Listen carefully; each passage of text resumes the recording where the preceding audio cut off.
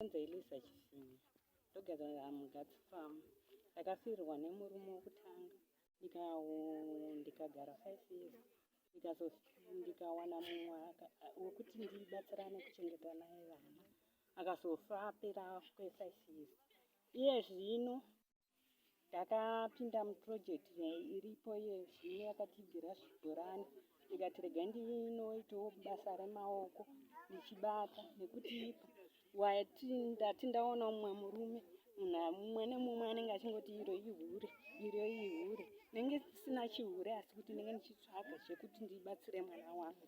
Saizvozvi ndasimuka pano ndichienda kuchechi uku, asi vanhu vati hanzi ndaenda kumurume, asi ndandichizviendera kuchechi. Zvinhu zvinondibata nekuti ndenge singadi kuti ndiitwe munhu akaipa, ndenge ndichida kuti ndiitewo changu chinonzi changu. Ndiri kukumbirawo kana kuhurumende kuti vazive kuti kune shirikadzi dzinenge dzisina zvadzinazvo. Tiri kuchemawo kuti vatipewo zvekuita kuti tigowana kubatsirika kuvanhu. Mwana wamakasara naye akakura zvakadini? Muzukuru here kana mwana wenyu? Mwana wangu aform 3. Ndio wamakaita nemurume wokutanga. Ani uyu ndewechipiri. Vana venyu vese vangani? Vese 4 wana akazoshanda.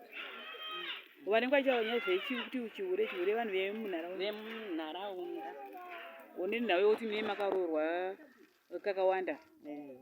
Uye ziye nekuti izvo munhu akutsimba unenge wakufambidzana nemunhu.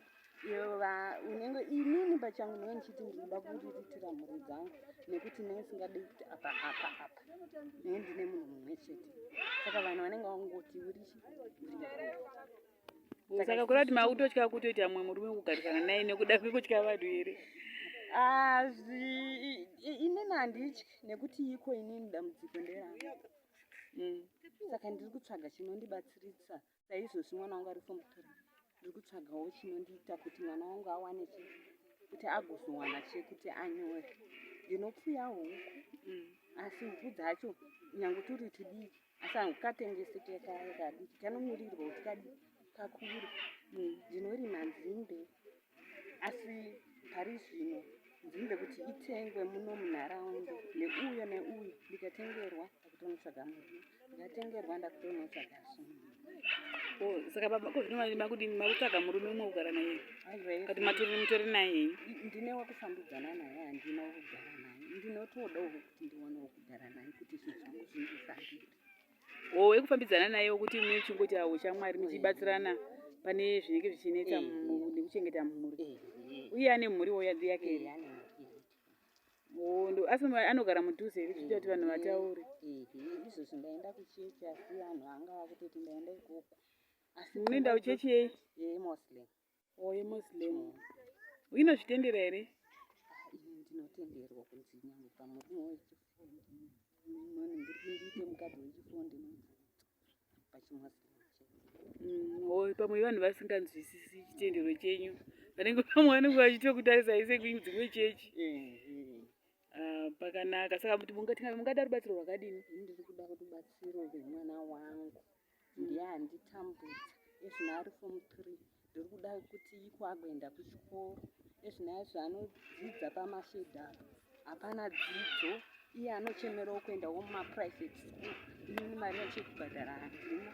Iye zvino ndiri kuchemera kuti agowana kuti ave anonyora, mari yekuti anyora handina. Dzimwe mhirizhonga dzamusangana nadzo dzakamira sei kunze kwekusekwa nevanhu nokutaurwa mashoko? Iye zvinezvi ndakaise muno mundiri chairlady, mune mhirizhonga dzakawanda. Mune vana vasikana vari ngomitiswa. Mwana uyu anenge asina tarisiro yekuti iko anofanirwa kuti amitiswa, asi kuti kushayiwa zvekubata. Izvo zvinoitisa kudai. Madzimai akawanda mazhinji ndeemuno, ini ndiri mukuru wavo. Ndinochemerawo kuti madzimai ivaya apiwewo zvekubata, kuti vaonewo kuti